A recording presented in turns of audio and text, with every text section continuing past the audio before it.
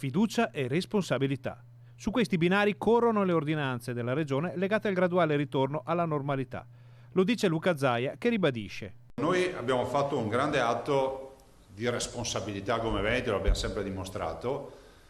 Io dico anche di fiducia nel firmare le ordinanze, perché poi sulle ordinanze rispondo io, hanno solo la mia firma le ordinanze, non hanno altre ordinanze. E sulle mascherine Zaia sottolinea come non siano facoltative, ma rappresentino una vera e propria ancora di salvezza. Mi segnalano casi isolati, perché non bisogna generalizzare, di chi ancora non ha capito che la mascherina non è un obbligo di legge, è una salvezza.